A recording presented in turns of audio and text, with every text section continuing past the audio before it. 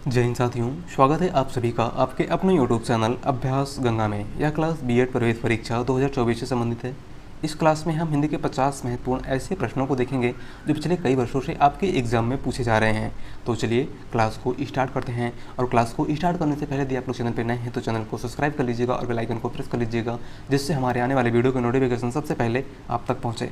आज का हमारा पहला क्वेश्चन है, कबीरा कुत्ता राम का, मोतिया मेरा नाव, गले राम की जेवड़ी, जित खींचे तित जाऊं, किसकी पंक्ति है? काफ़ी अच्छा क्वेश्चन है और आपको बताना है कि दी गई पंक्ति किसकी है। राइट आंसर है ऑप्शन बी, कबीरदास की। दी गई पंक्ति किसकी है? तो भक्ति काल के कवि कबीरदास की। बात करें कबीरदास की रचनाओं की तो इनकी 3 प्रमुख रचनाएं हैं जो आपके एग्जाम में पूछी जाती हैं। पहली साखी, दूसरी शबद, तीसरी रामायणी। अगले क्वेश्चन की बात करते हैं। अगला क्वेश्चन है, निम्न में से कौन एक विलोम युग्म नहीं है? काफ़ी अच्छा प्रश्न है और आपको बताना है कि इनमें से कौन सा एक विलोम युग्म नहीं है। राइट आंसर है ऑप्शन डी, बृहद और विशाल। इनमें से विलोम युग्म कौन सा नहीं है? तो वह है बृहद और विशाल, क्योंकि बृहद विशाल का पर्यायवाची है, ना कि विलोम शब्द। अगला क्वेश्चन है, निम्नलिखित में से कौन एक संयुक्त व्यंजन नहीं है? काफ़ी अच्छा प्रश्न है और आपको बताना है कि इनमें से कौन सा एक संयुक्त व्यंजन नहीं है। राइट आंसर है ऑप्शन बी, मूर्धन्य सा। इनमें से कौन सा एक संयुक्त व्यंजन नहीं है? तो वह है मूर्धन्य सा। बात करें मूर्धन्य सा की तो यह आपका ऊष्म व्यंजन है। कैसा व्यंजन है? ऊष्म व्यंजन। और संयुक्त व्यंजन कुल 4 होते हैं। कौन कौन से? छ, त्र, ज्ञ और श्र। आपको याद रखना है, ठीक है। अगले क्वेश्चन की बात करते हैं। अगला क्वेश्चन है, निम्नलिखित में से कौन सा शब्द तत्सम है? काफ़ी अच्छा प्रश्न है और यहाँ पे आपको बताना है कि इन चारों में से कौन सा शब्द तत्सम है। राइट आंसर है ऑप्शन ए, अग्नि। इनमें से कौन सा शब्द तत्सम है? तो वह है अग्नि। अग्नि के तद्भव की बात करें तो इसका तद्भव आग हो जाएगा। क्या हो जाएगा? आग। अगला क्वेश्चन है, अंधे के हाथ बटेर लगना का आशय है अथक प्रयास करना, प्रयास के बाद भी प्राप्ति न होना, बिना प्रयास प्राप्ति, या फिर प्रयास से पृथक रहना। राइट आंसर है ऑप्शन सी, बिना प्रयास के प्राप्ति। अंधे के हाथ बटेर लगना मुहावरे का सही अर्थ क्या होगा? तो आपको याद रखना है, बिना प्रयास के प्राप्ति। अगले क्वेश्चन की बात करते हैं। अगला क्वेश्चन है, तालव्य व्यंजन है। काफ़ी अच्छा प्रश्न है और आपको बताना है कि इन चारों में से तालव्य व्यंजन कौन सा है। राइट आंसर है ऑप्शन ए, च, छ, ज, झ। इनमें से तालव्य व्यंजन कौन सा है? तो आपको याद रखना है च, छ, ज, झ। बात करें ट, ठ, ड, ढ की तो यह आपका मूर्धन्य व्यंजन है। कैसा व्यंजन है? मूर्धन्य व्यंजन। त, थ, द, ध आपका दंत व्यंजन है। आपको याद रखना है सभी। प, फ, ब, भ, म यह आपका ओष्ठ व्यंजन है, ठीक है। अगले क्वेश्चन की बात करते हैं। अगला क्वेश्चन है, आँख के अंधे नाम नयन सुख का अर्थ होगा नाम के विरुद्ध गुण रखना, गुण के विरुद्ध नाम होना, अंधे होने पर भी देखना, या फिर सद्व्यवहारी होना। राइट आंसर है ऑप्शन बी, गुण के विरुद्ध नाम होना। आँख के अंधे नाम नयन सुख का अर्थ क्या होगा? तो आपको याद रखना है, गुण के विरुद्ध नाम होना। अगला क्वेश्चन, आंधी आई और पानी वर्षा में कौन सा अव्यय है? काफ़ी अच्छा प्रश्न है। हमारा ऑप्शन है समुच्चय बोधक, संबंध बोधक, क्रिया विशेषण, या फिर विस्मयादि बोधक। राइट आंसर है ऑप्शन ए, समुच्चय बोधक अव्यय। जो 2 शब्दों, वाक्यों अथवा खंडों को जोड़ने का काम करते हैं तो उन्हें समुच्चय बोधक अव्यय कहा जाता है। अगले क्वेश्चन की बात करते हैं। अगला क्वेश्चन है, दांतों तले अंगुली दबाना का अर्थ होगा मुसीबत में पड़ना, बहुत हैरान होना, आश्चर्य करना, या फिर दीनता प्रकट करना। राइट आंसर है ऑप्शन सी, आश्चर्य करना। दांतों तले अंगुली दबाना का अर्थ क्या हो जाएगा? आश्चर्य करना। अगला क्वेश्चन है, किसी संस्था के 25 वर्ष पूरे होने पर होने वाले उत्सव के लिए एक शब्द है। इंपॉर्टेंट क्वेश्चन है। हमारा ऑप्शन है हीरक जयंती, रजत जयंती, शताब्दी, या फिर स्वर्ण जयंती। राइट आंसर है ऑप्शन बी, रजत जयंती। किसी संस्था के 25 वर्ष पूरे होने पर होने वाले उत्सव के लिए एक शब्द क्या होगा? रजत जयंती। बात करें हीरक जयंती की तो 75 वर्ष पूरे होने पर हीरक जयंती मनाई जाती है और 50 वर्ष पूरे होने पर स्वर्ण जयंती मनाई जाती है। आपको याद रखना है। अगले क्वेश्चन की बात करते हैं। अगला क्वेश्चन है, निम्नलिखित वाक्य का शुद्ध पदक्रम होगा। इंपॉर्टेंट क्वेश्चन है और आपको बताना है कि इनमें से कौन सा एक विकल्प शुद्ध है। राइट आंसर है ऑप्शन सी, एक गिलास पानी लाओ। इनमें से कौन सा एक वाक्य शुद्ध है? तो वह है एक गिलास पानी लाओ। अगला क्वेश्चन है, राम घर आया उसने माँ को देखा का संयुक्त वाक्य बनेगा। काफ़ी अच्छा प्रश्न है। हमारा ऑप्शन है राम ने घर जाकर माँ को देखा, राम घर आया और उसने माँ को देखा, राम घर गया अतः उसने माँ को देखा, या फिर इनमें से कोई नहीं। राइट आंसर है ऑप्शन बी, राम घर आया और उसने माँ को देखा। इनमें से संयुक्त वाक्य कौन सा बनेगा, तो आपको याद रखना है राम घर आया और उसने माँ को देखा। अगले क्वेश्चन की बात करते हैं। अगला क्वेश्चन है, हर गीतिका के प्रत्येक चरण में कितनी मात्राएं होती हैं। इंपॉर्टेंट क्वेश्चन है। हमारा ऑप्शन है 14, 21, 24 या फिर 28। राइट आंसर है ऑप्शन डी 28। हर गीतिका के प्रत्येक चरण में कितनी मात्राएं होती हैं, तो आपको याद रखना है 28। और हर गीतिका एक सममात्रिक छंद है। अगला क्वेश्चन है, राम रमापति करधन लेहूं, यहाँ कौन सा अलंकार है। वक्रोक्ति, अनुप्रास, यमक या फिर श्लेष। राइट आंसर है ऑप्शन बी, अनुप्रास अलंकार। राम रमापति करधन लेहू, यहाँ पे कौन सा अलंकार होगा, तो आपको याद रखना है अनुप्रास अलंकार। अगले क्वेश्चन की बात करते हैं। अगला क्वेश्चन है, सही वर्तनी छाटिए। काफ़ी अच्छा प्रश्न है और आपको बताना है कि इन चारों में से कौन सा एक विकल्प सही है। राइट आंसर है ऑप्शन ए, कवियत्री। क्या हो जाएगा, कवियत्री।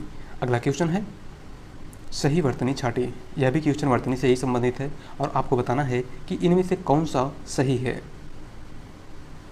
राइट आंसर है ऑप्शन बी, ज्योत्सना। क्या हो जाएगा, ज्योत्सना। आपके एग्जाम में एक से दो क्वेश्चन वर्तनी से पूछे जाएंगे, तो आपको वर्तनी को तैयार रखना है। अगले क्वेश्चन की बात करते हैं। अगला क्वेश्चन है, अनादर का विलोम शब्द चुनिए। काफ़ी अच्छा प्रश्न है। आपको बताना है कि अनादर का विलोम शब्द क्या होगा। राइट आंसर है ऑप्शन सी, आदर। अनादर का विलोम क्या हो जाएगा, तो आदर। अगला क्वेश्चन है, अथ का विलोम शब्द है इति, समाप्त, खत्म या फिर संपूर्ण। राइट आंसर है ऑप्शन ए, इति। अथ का विलोम क्या होगा, तो आपको याद रखना है इति। अगला क्वेश्चन है, निम्न में से 3 परस्पर पर्यायवाची हैं और एक भिन्नार्थी है। भिन्नार्थी शब्द चुनिए। काफ़ी अच्छा प्रश्न है और आपको बताना है कि इन चारों में से कौन सा एक भिन्न है। राइट आंसर है ऑप्शन डी, प्रसून। इनमें से कौन सा एक भिन्न है, तो वह है प्रसून। प्रसून आपका फूल का पर्यायवाची है। क्या है, फूल का पर्यायवाची। अन्य सभी आपके दिन के पर्यायवाची हैं। ठीक है। अगले क्वेश्चन की बात करते हैं। अगला क्वेश्चन है, एक भिन्नार्थी शब्द है कनक, स्वर्ण, हीरक या फिर हेम। राइट आंसर है ऑप्शन सी, हीरक। इनमें से कौन सा एक भिन्न है, तो वह है हीरक। अन्य सभी आपके सोना के पर्यायवाची शब्द हैं। अगला क्वेश्चन है, इनमें से एक भिन्न शब्द कौन सा है। इंपॉर्टेंट क्वेश्चन है। हमारा ऑप्शन है उत्सव, उत्साह, पर्व या फिर समारोह। राइट आंसर है ऑप्शन बी, उत्साह। इनमें से कौन सा एक शब्द भिन्न है, तो वह है उत्साह। अन्य सभी उत्सव, पर्व और समारोह एक दूसरे के पर्यायवाची हैं। अगले क्वेश्चन की बात करते हैं। अगला क्वेश्चन है, निम्नलिखित में से अग्नि का पर्यायवाची शब्द नहीं है। पावक, अनल, अनिल या फिर आग। राइट आंसर है ऑप्शन सी, अनिल। आग का पर्यायवाची इनमें से कौन सा नहीं है, तो वह है अनिल। अनिल आपका हवा का पर्यायवाची है। किसका पर्यायवाची है, हवा का। अगले क्वेश्चन की बात करते हैं। अगला क्वेश्चन है, पवन में संधि है। इंपॉर्टेंट क्वेश्चन है। हमारा ऑप्शन है स्वर संधि, व्यंजन संधि, विसर्ग संधि या फिर अयादि संधि। राइट आंसर है ऑप्शन डी, अयादि संधि। पवन में कौन सी संधि है, तो आपको याद रखना है अयादि संधि। बात करें पवन की संधि विच्छेद की, तो इसका संधि विच्छेद पो प्लस अन होगा। क्या हो जाएगा, पो प्लस अन। और यहाँ पे कौन सी संधि है, तो अयादि संधि। अगला क्वेश्चन है, निम्नलिखित शब्दों में से किसमें विसर्ग संधि है। काफ़ी अच्छा प्रश्न है और आपको बताना है कि इन चारों में से किसमें विसर्ग संधि का प्रयोग हुआ है। राइट आंसर है ऑप्शन सी, नीरस में। विसर्ग संधि किसमें है, तो आपको याद रखना है नीरस में। और नीरस का संधि विच्छेद निह प्लस रस हो जाएगा। क्या हो जाएगा, निह प्लस रस। और इसमें कौन सी संधि है, तो विसर्ग संधि। अगला क्वेश्चन है, जो देखने में प्रिय हो उसे कहा जाता है समदर्शी, प्रियदर्शी, प्रियपात्र या फिर दर्शन प्रिय। राइट आंसर है ऑप्शन बी, प्रियदर्शी। जो देखने में प्रिय हो उसे क्या कहा जाता है, प्रियदर्शी। अगला क्वेश्चन है, 1 और 1 11 होना का अर्थ है। काफ़ी अच्छा प्रश्न है। हमारा ऑप्शन है एक साथ रहने में आनाकानी करना, भाग जाना, 2 के बीच विवाद होना या फिर एकता में बल होना।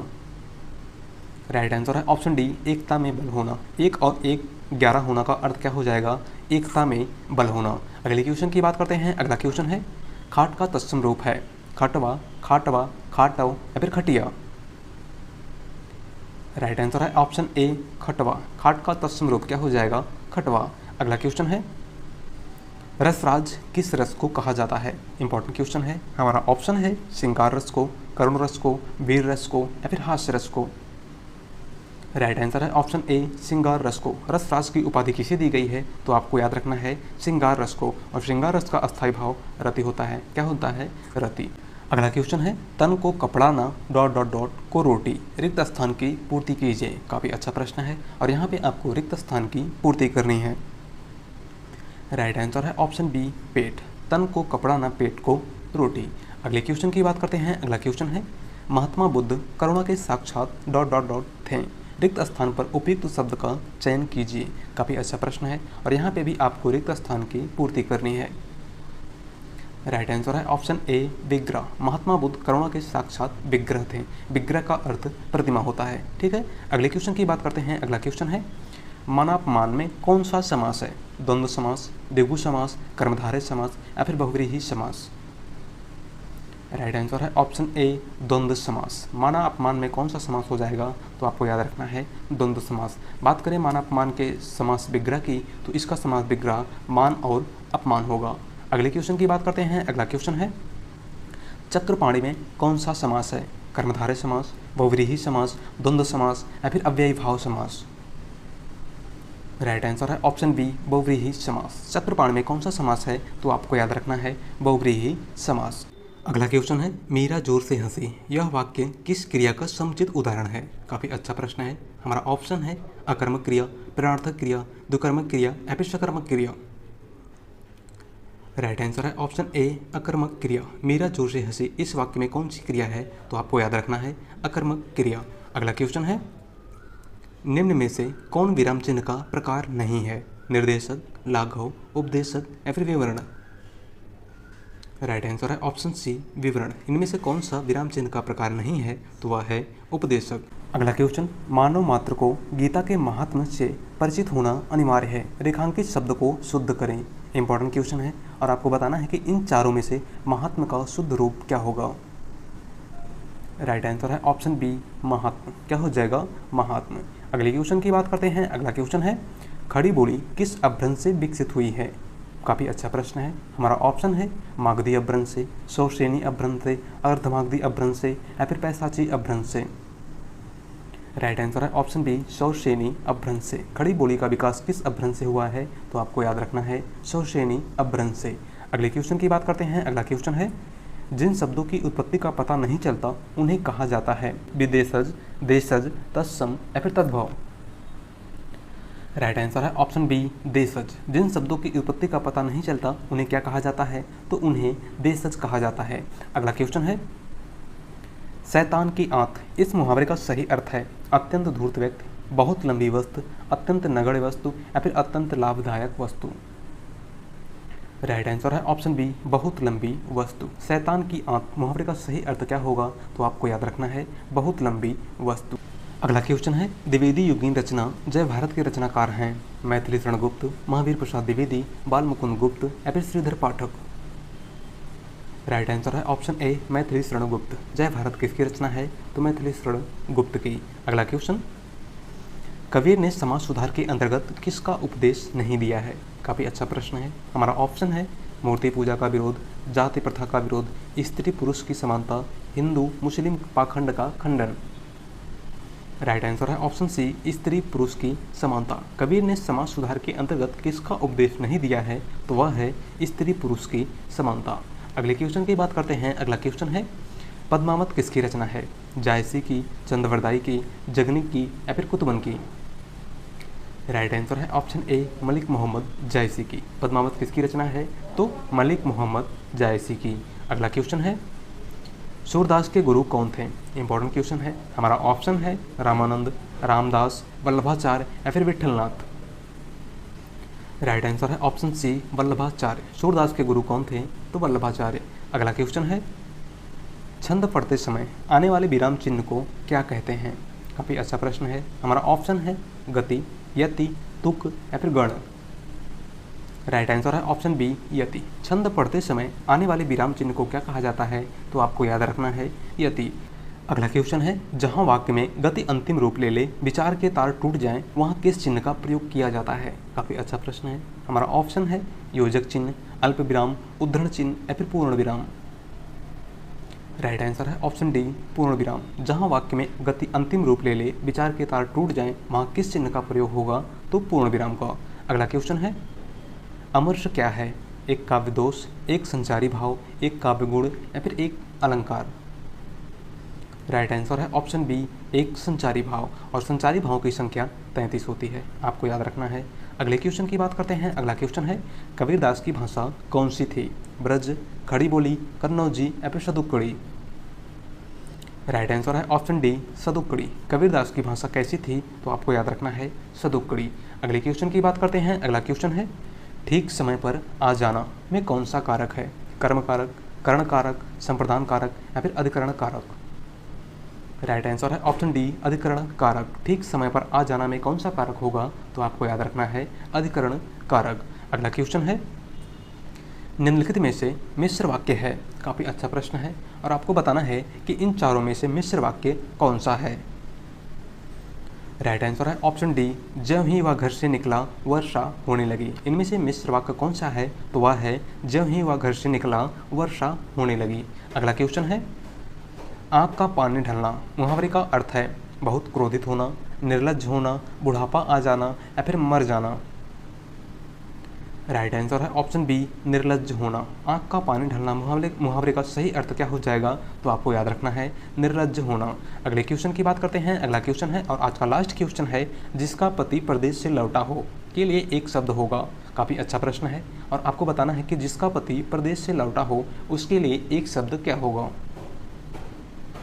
राइट आंसर है ऑप्शन डी आगत पथिका। क्या हो जाएगा? आगत पथिका। तो आज की क्लास में बस इतना ही। मिलते हैं एक नए टॉपिक के साथ। धन्यवाद।